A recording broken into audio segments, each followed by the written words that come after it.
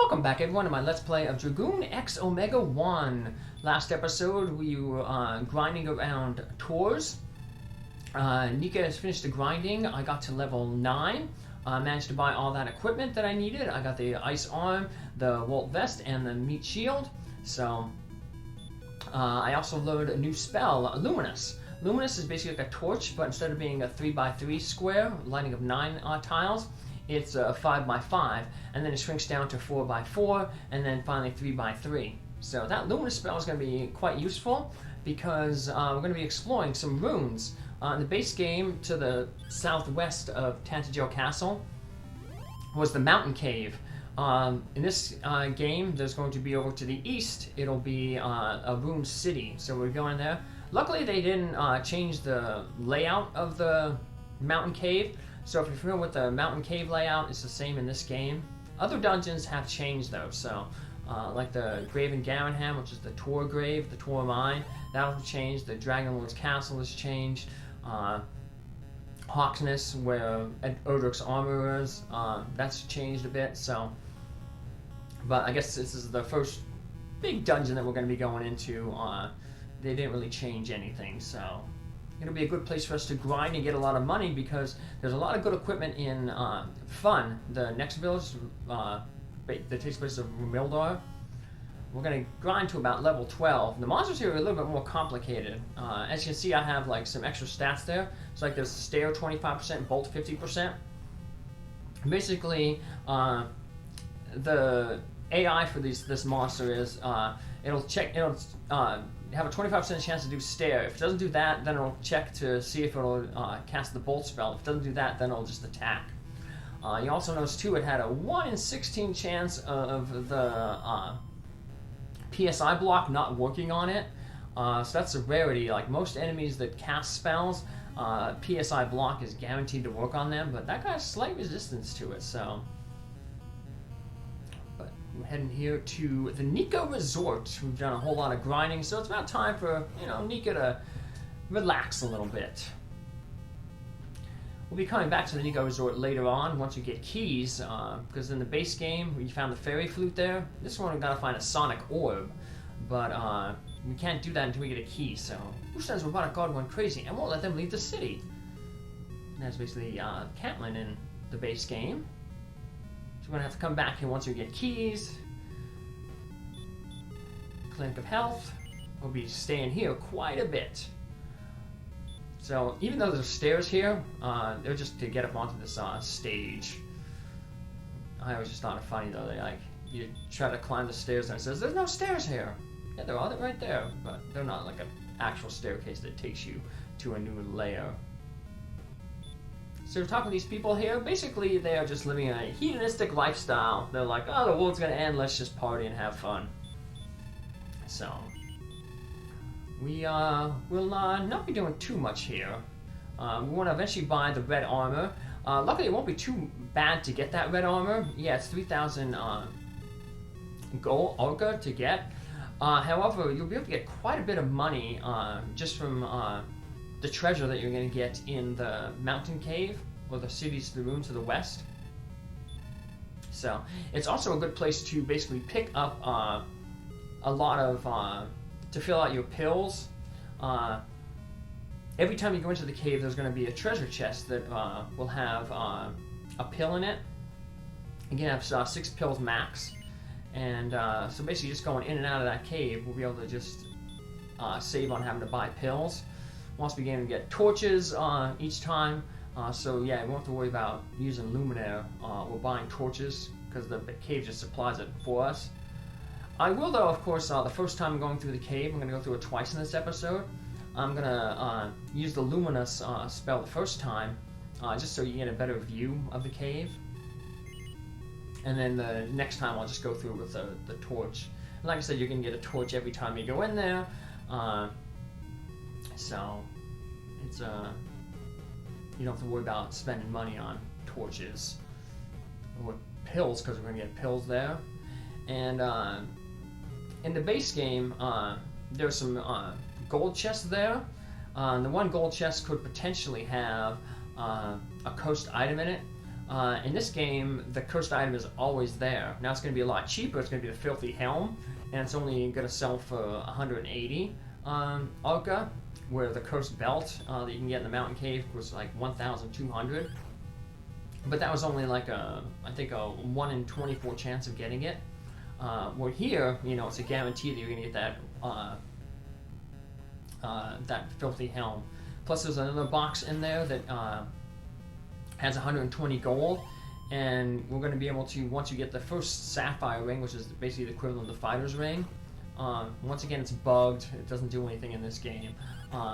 But once you get an extra one of them, you can always just sell the excess that you get for 15 gold.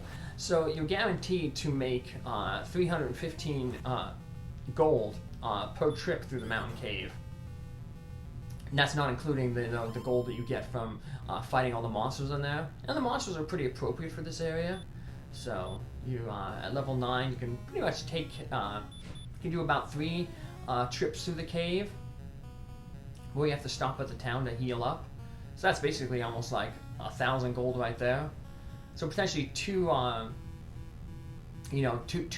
with the experience and stuff like that, to be 6 runs through this cave, should get you enough to get the that red armor. That'll give you plus 8 more to your defense. And once you get that red armor, your defense is good enough that you can start venturing a little to the south, further of the Nico Resort, and you can run into like upgraded skeletons there, or upgraded Ravagers, which are cyborgs, and then updated Aurochs, those wolves. In this game, they're spindlers. So, and I'll show that off a little bit. But here we have the Luminous spell. Just like in the base game, there's going to be a staircase to the lower right and in the upper left, but both of them lead to dead ends. So just showing that off here. The first floor, basically the enemies are going to be, you know, weak zombies, Ravagers, brains maybe, abortions, and then when we get to the bottom level, that's when we're going to start running into some new type enemies. We'll run into those mini bots. We'll run into like the updated ghosts. So I said just guaranteed 120 right there. The updated ghosts from the zombie, now the Revenant. They have a 75% chance to cast the Bolt spell on you. So they also have a pretty decent evade. Most enemies' evade is 1 out of 64. So these guys basically have 6 out of 64, so 6 times greater than most other enemies.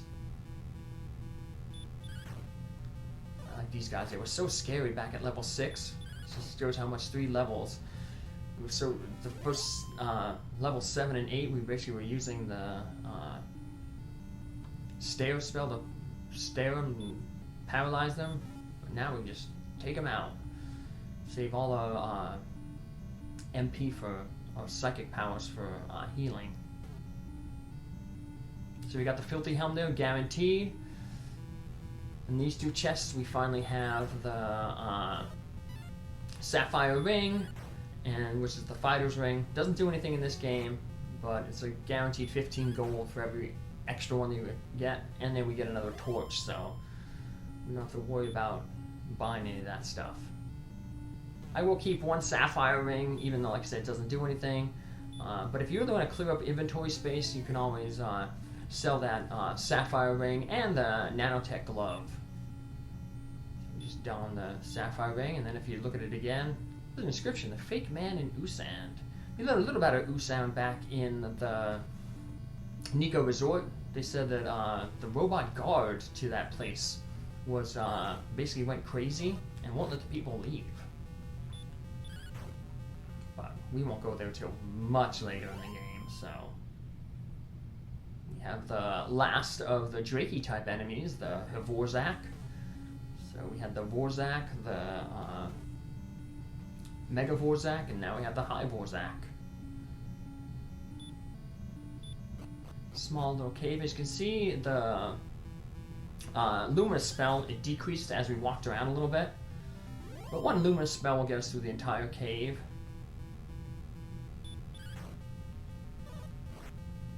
but like I said, for the future reference, we've seen basically the whole cave. We saw basically the whole cave, so we can just start using that flare. Now we save that luminous MP for healing. Luminous costs 3 MP, 3 PSI to use. So every 2 luminous is basically 3 aura spells. So every time we, like I said, you can just leave, come back in the cave, and all the treasure resets. And you saw the cave is pretty small, so it only takes like 5 minutes to go through the entire cave, get all the treasure. So I say you spend about 15 minutes out here, go through it 3 times, then run back to town, heal yourself up, then come back, do it again. That'll be 6 runs through the cave. You'll have 6 pills, so you max out all your pills, and you'll get quite a good bit of gold each time you go through. And like I said, if you're going back every 3 times, every 3 times you do it, you should have enough inventory space then to just unload the stuff. I'm going to unload one of the filthy helms when I go back to the thing, but I'm going to show you just in case you decide for whatever reason to wear the filthy helm, what happens. So, in the base game, you got Coast, and you weren't allowed to get into the castle to save your game when you were Coast. So, in this game, Coast items are plague diseased items. So dying the filthy helm will get you the plague, and then you're allowed in the castle in the plague. The guards will stop you and be like, "Oh, you got the plague, get out." Then we have to go to the shanty town, and there's that robot there, and he removes the plague from you. The only problem is though, when he removes the plague from you, he takes away, you lose that filthy helm out of your inventory, so you can't sell it. So there's no point ever using the helm to get the plague. You're just basically like denying yourself 180 gold or Arca. But I'm going to show that off anyway, just because I like to show everything off in these games. So, let's take care of the brain. Like I said, our target goal will be level 12. And a level 12 will definitely, like I said, it won't take long for us to buy that red armor. But basically our goal after that is to get up to about 8,000 Arca, because the next armor available will be the Bio Skin, which is like the magic armor in the base game. Every 3 steps you take will restore 1 hit point for you. So that costs 7,700 Arca. So we want to have that enough to, when we go to Fun, we just buy that armor right off the bat. And then the good thing about that is we don't have to raise any more money, because once we buy the Bio Skin armor, the merchant will buy the red armor from us, and the red armor is worth 3,000 gold, so they'll buy for half price for 1,500, and 1,500 is the exact amount of Arca needed to buy the next weapon, the Wave Rifle. So yeah, our goal, level 12, about 7,700 Arca. But I said, like I said, 8,000 is a good, amount to shoot for. Eventually, like I said, we're gonna end up much later on in the game having to buy a better weapon and a better shield. Those will be really expensive, but I said these RX, that'll be much easier, like I said, once we get that red armor, because we're going to get +8 defense. And once you do get that red armor, we can head down to the south a little bit and fight some enemies down there. You don't want to go too far. There's like a snowy area there. You want to stay out of the snow, because basically in the snow area, that's where you can start running into like wyvern equivalent enemies, and like the wraiths, the updated skeletons. So you just want to avoid that. We're going to kind of stick around slightly south of these mountains here. Just wander around here. We'll see the new type of enemies. It's not as precisely laid out as the base game, but the encounter level is kind of around this area where the encounter changes. Let's go a little bit further south. You can start running into the updated Auric monsters, these Spindler monsters. So these guys are, you got a critical hit there, that's nice.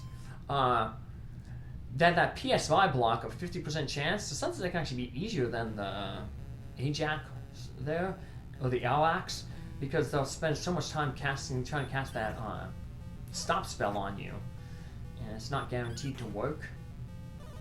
So, well, these Aurics, they're just programmed to attack. So, right. If you run into the we haven't learned the spell yet, but at level 10 you'll learn PSI block. And if you run into the cyborgs with the updated Ravagers down there, you may want to cast a PSI block on them, because they can heal themselves. They have the Aura spell, and then when they get to low enough hit points, the AI will have a chance to cast Aura and undo the damage you've done. So as you can see, we can sell the Filthy Helms for 180. We can sell the Sapphire Ring for 15. And I'm just going to buy a gate here real quick. You don't have to really stock up on gates, because we're going to be able to get free gates when we get to Fun, the next town. And yeah, there's a house in there that every time you enter the village, and the treasure chest will respawn. So it's basically like endless gates you can get there. But I just want to get there just to show it off. But yeah, once you saw I put the Filthy Helm on, I got the Plague. The guards will not let me in the castle. So I'm going to have to get the Plague removed by going to this building here, talking with this robot. And he cures me of the Plague, but if we look at our inventory, we'll notice that we've lost the Filthy Helm, so we just lost 180. But like I said, we're going to get plenty of gold going through that mountain cave, those runes. So not much of a problem, that 180 that we're missing out on. Yep, see, no more Filthy Helm. So let's talk with Lord Vin here again, save our game, code our DNA into the master computer, and then I will meet you in the next episode. Like I said, at level 12 we'll be strong enough to head to Fun and get some keys and better armor and weapons. Take care, have a good one, thanks for following along, bye.